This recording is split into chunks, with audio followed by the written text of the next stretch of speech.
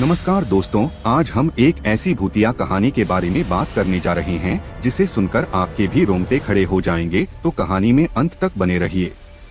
कहानी शुरू करने से पहले एक निवेदन करना चाहूँगा कि अगर आप हमारे चैनल पर नए हैं तो चैनल को सब्सक्राइब जरूर करें। आइए कहानी शुरू करते हैं। गाँव के बाहरी किनारे पर एक पुरानी और जर्जर हवेली खड़ी थी। उसकी दीवारों पर काई जमी थी, खिड़कियों के कांच टूटे हुए थे और अंदर अंधेरा इतना गहरा था कि दिन में भी सूरज की किरणें वहां तक नहीं पहुंच पाती थीं। उस हवेली को लेकर गांव में कई डरावनी कहानियां मशहूर थीं। कहते हैं कि रात के समय वहां से चीखने चिल्लाने की आवाजें आती हैं, लेकिन कोई भी हिम्मत नहीं करता था उस हवेली के करीब जाने की। रवि गांव का एक निडर लड़का हमेशा से इन कहानियों को बकवास मानता था। वह दूसरों की तरह अंधविश्वासों में यकीन नहीं करता था। एक दिन उसने अपने दोस्तों के साथ बहस के दौरान कहा, मैं इस हवेली में एक रात गुजार कर दिखाऊंगा। तुम सबकी ये भूत प्रेत की कहानियां गलत साबित होंगी। रवि की बात सुनकर दोस्तों ने उसे चेतावनी दी, लेकिन वह अड़ा रहा। उस रात चांदनी हल्की थी और रवि अपने साथ सिर्फ एक लालटेन लेकर हवेली की ओर निकल पड़ा। जैसे ही वह हवेली के दरवाजे पर पहुंचा, उसे हल्की हल्की सरसराहट सुनाई दी, जैसे कोई उसकी उपस्थिति को महसूस कर रहा हो। हवेली का दरवाजा चूं-चूं की आवाज के साथ खुला। अंदर एक अजीब सी ठंडक थी, जैसे वहां सदियों से हवा बंद हो। हर कोने में धूल जमी थी और मकड़ी के जाल लटके हुए थे। रवि ने अपनी लालटेन जलाई और धीरे धीरे अंदर कदम रखा।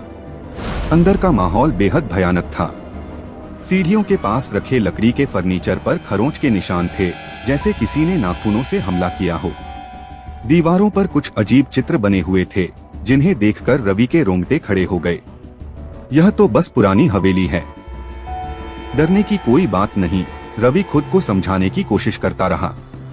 जैसे ही उसने हवेली के सबसे पुराने कमरे की ओर कदम बढ़ाया, उसे अचानक से खटखट की आवाज सुनाई दी। उसने लालटेन को ऊपर उठाकर चारों ओर देखा, लेकिन वहां कुछ भी नहीं था। शायद चूहा होगा, रवि ने सोचा और आगे बढ़ गया।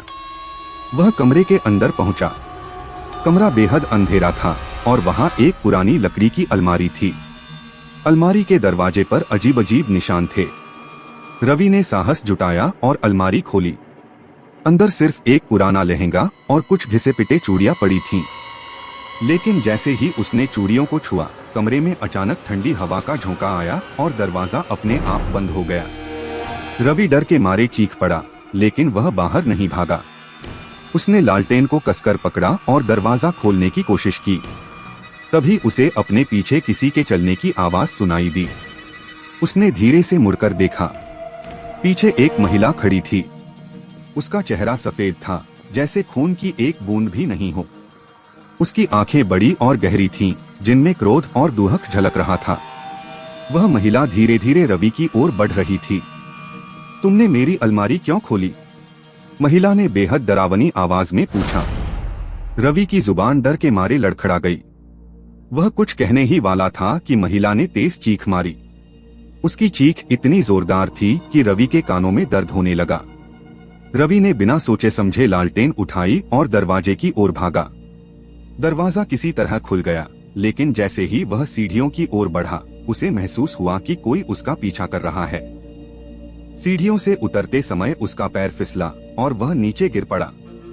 नीचे गिरते ही उसने देखा कि हवेली का मुख्य दरवाजा बंद हो चुका था। महिला दरवाजे के पास खड़ी थी और उसकी आंखों से आंसुओं के साथ खून बह रहा था। वह रवि की ओर देखते हुए बोली, जो भी यहाँ आता है उसे यहाँ रहना पड़ता है, हमेशा के लिए। रवि ने हिम्मत जुटाई और दरवाजे की ओर दौड़ा। उसने जोर लगाकर दरवाजा खोला और बाहर की ओर भागा। जब वह हवेली से बाहर निकला तो चारों ओर अंधेरा छा चुका था। गांव पहुंचकर उसने पूरी घटना दोस्तों को बताई। उसकी हालत देखकर किसी ने उस पर यकीन नहीं किया, लेकिन उस रात के बाद रवि हमेशा के लिए बदल गया। वह पहले जैसा निडर और बेफिक्र लड़का नहीं रहा। उसने कभी भी उस हवेली की ओर मुड़कर नहीं देखा। और हवेली, वह आज भी गांव के बाहरी किनारे पर खड़ी है, अपनी अगली शिकार का इंतजार करती हुई।